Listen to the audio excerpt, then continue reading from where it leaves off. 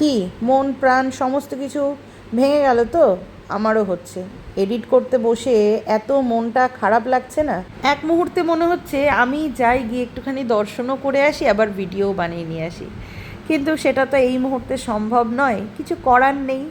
যেইটুকু পাচ্ছি এইটুকু নিয়েই সন্তুষ্ট থাকতে হবে। তো আজ হচ্ছে সোমবার, সোমবার মানে আমার নিরামিষ। তো আজকে বানাবো হচ্ছে একটু ভেজ চাউমিন। মায়ের জন্য রান্না করেছি, ভেজ ডাল করলাম, একটু কুমড়ি ভেজে দিলাম, আর একটা কাঁকরোল সেদ্ধ করে দিয়েছি। মা ওই দিয়ে খাবে।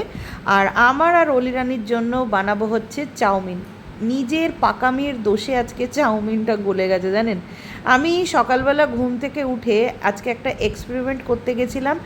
ঠান্ডা জলে আমি চাউমিন ঠান্ডা জলে ভিজিয়ে মানে রাতের বেলাতে সেই জলটা ছেঁকে আমি সেটা রাতের বেলাতে আমি ঠান্ডা জলে চাউমিনটা ভিজিয়ে রাখি। কিন্তু আজকে যেটা হয়েছে না, আমি ঠান্ডা জলে চাউমিন ভেজাতে গিয়ে মানে যে ভুল করে ইন্ডাকশন অন করে দিয়েছি, সেই একই প্রসেসে আজকে সকালবেলা তার মধ্যে আমি ওটা দিয়ে না ঢাকা চাপা দিয়ে সেটা একটা টাইম কাজ করে মায়ের রান্না সেরে পাকামি মেরে তারপরে গ্যাস 3 ঘন্টার আমি চাউমিনটা বসাতে গিয়ে দেখি আমি সেই সকালবেলা ঘ হয়ে গেছে।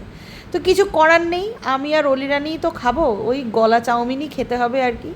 তো এদিকে আজকে মাশরুম আর কর্ন দুটোই ফ্রিজে ছিল, তো ভাবলাম যে একটু মাশরুম আর কর্নও চাউমিনের মধ্যে দিয়ে দিই। একেতেই তো চাউমিনটা গেছে 12টা বেজে, যদি একটুখানি টেস্টটা একটুখানি যদি ভালো হয়। তো আমি সমস্ত সবজিগুলোকে আগে ভেজে নিয়েছি, একদম হালকা টস করেই ভেজেছি। তারপরে আমি চাউমিনটাকে আমি শুধু ভাজবো, জিরে ফোড়ন দিয়েছি, দিয়ে একটু সময় ধরে ভাজবো, কারণ যেহেতু চাউমিনটা গলে গেছে তো সেই কারণেই একটু স্পেশালভাবে ট্রিটমেন্ট করতে হবে চাউমিনটার, যদি চাউমিনটার ফিনিশিংটা যদি ঠিকঠাক হয়। তবে হ্যাঁ, আমার স্পেশাল ট্রিটমেন্টে কিন্তু চাউমিনটা খেতে ভালো হয়েছিল, কারণ প্রত্যেকটা চাউমিন আজকে ভাজা ভাজা হয়েছিল, মানে প্রত্যেকটা চাউমিন ইন্ডিভিজুয়াল একটা একটা করে বলছি। হ্যাঁ, দলা পেকে গেছিলো কিছু কিছু জায়গা ঠিকই, কিন্তু যেগুলো দলা ছেড়ে গেছিলো সেই চাউমিনগুলো কিন্তু সব কটা টাইম নিয়ে আমি ভেজেছি, তাতে কিন্তু খেতে ভালো হয়েছে। হ্যাঁ, ওই একটুখানি দলা পেকে গেছিলো কয়েকটা, সেটা দোষগুণ ক্ষমা করে দিতে হবে, কিছু করার নেই। টেস্টিংয়ের পালা চলে এলো ভাই, খেতে যখন হবেই, এই খাবারটা তো আর ফেলা যাবে না, তো সেই কারণে মনকে সান্ত্বনা দেওয়ার জন্য খারাপ হলেও সেটা খুব ভালো হয়েছে। ভাগ্যিস আজকে ঠিক টাইমে ঘুমটা ভেঙে গেছিলো, তাই রক্ষা। বাইরে বেশ ভালো একটা মেঘলা মেঘলা ওয়েদার। ছাদে যে কটা জামা কাপড় কাছাকাছি করেছিলাম সব কটা ব্যালকনিতে ট্রান্সফার করলাম, এখন আমার সৌন্দর্যে ভরা ব্যালকনিটা এখন জামা কাপড়ে ভরে গেছে। বৃষ্টি বৃষ্টি বৃষ্টি হচ্ছে, তো সেই কারণে আমি জামা কাপড়গুলোকে একটুখানি ছাদে ছিল, ছাদের থেকে নিয়ে আমি ব্যালকনিতে দিলাম। আর বাইরেও এখন মোটামুটি করছে, 1 ফোঁটা 2 ফোঁটা শুরু হয়ে গেছে। বর্ষাকাল ইজ কামিং। শ্রাবণ মাস মানেই বর্ষাকাল, বর্ষাকাল মানেই চারিদিকে সবুজে সবুজে ভরা। তো এই হচ্ছে ব্যাপার। আর মিস্টার দাস আজকে রাতের গাড়িতে উঠছে, কালকে সকালবেলায় চলে আসবে। মায়ের শরীরটা একটু খারাপ হয়েছে, প্রচণ্ড উইকনেস বেড়ে গেছে, তার সাথে হচ্ছে খাওয়া দাওয়া একদম বন্ধ করে দিয়েছে। আমি বুঝতে পারছি না এখন কি করণীয় আর কি। মিস্টার দাসকে সমস্ত কিছু জানিয়েছি, পুরনো মেডিসিনগুলো কয়েকটা মেডিসিন বন্ধ করতে বলেছে, তো সেগুলো বন্ধ করেছি। ডাক্তারকে জানিয়েছি, ডাক্তার বলল যে এটা এখন হবে, কারণ প্রচণ্ড ঠান্ডা লেগে গেছে মায়ের, তো সেই ঠান্ডা লাগার থেকেই জিনিসটা হয়েছে। আর অ্যান্টিবায়োটিক চলছে, এর আগেও হয়েছিল, মানে এর আগে মাস 2-3 আগে যখন মার খুব ঠান্ডা লাগলো, তো তখনও সেম একই হয়েছিল আর কি। তো তখন ওষুধপত্র দিয়ে মানে প্রায় দিন 15 মতন এরকমই ছিল, খেতো না, ঝামেলা করতো, ঘরের মধ্যেই মানে নোংরা করে ফেলতো।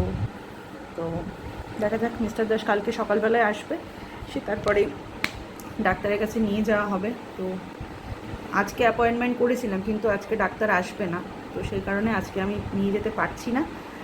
কালকে হচ্ছে মঙ্গলবার, তো কালকে নিয়ে যাবে মিস্টার দাস, তো দেখা যাক কী হয় না হয়। আবার চলে এলাম দীঘাতে। দীঘাতে এখন সন্ধেবেলা বিচের ধারে কিন্তু দেখুন ভালো ভিড়। যদিও দীঘাতে সন্ধ্যের পরে, দীঘা বলে নয় পুরীতেও সন্ধ্যের পরে কিন্তু বিচে দারুণ ভিড় হয়। পাশে আশেপাশে প্রচুর দোকানপাট বসে, দোকানপাটে অনেক কিছু থাকে আর কি। আগে যখন ছোট ছিলাম না, এই দোকানগুলোর সামনে এসে দারুণভাবে আমি দাঁড়িয়ে থাকতাম, জিনিস কিনতাম। কিন্তু বয়স বাড়ার সাথে সাথে সব কিছুরই কিন্তু আস্তে আস্তে কমতে থাকে, মানে ইচ্ছেটা আর কি। তখন যে জিনিসগুলো ভালো লাগতো না, এখন আর সেই জিনিসগুলো ভালো লাগে না। এখন মনে হয় যে এই যে সমুদ্রের ধারে সন্ধেবেলাতে বসে চুপচাপ সমুদ্রের হাওয়াটাকে অনুভব করি, দেখি, ব্যাস এইটুকুই ফিল করি। এখন আর এই দোকানের সামনে দাঁড়িয়ে ভিড় করে এই জিনিস কিনবো, এটা নেব ওটা নেব, এই জিনিসগুলো এখন আর ভালো লাগে না। মিস্টার দাসকে আমি বলেছিলাম যে তুমি একটুখানি সব রকম ভিডিওই আমাকে পাঠাবে, আমি একটু দেখব। আর শুধু আমি দেখবো না, আমার ভিউয়ার্সদেরকেও একটু দেখাবো। দীঘা এখন বর্তমানে, এখন তো প্রত্যেকটা স্কুলই খোলা, তো দীঘাতে কীরকম ভিড় ভাড়াক্কা আছে সেরকম সেই জায়গাটা আমাকে দেখাবে।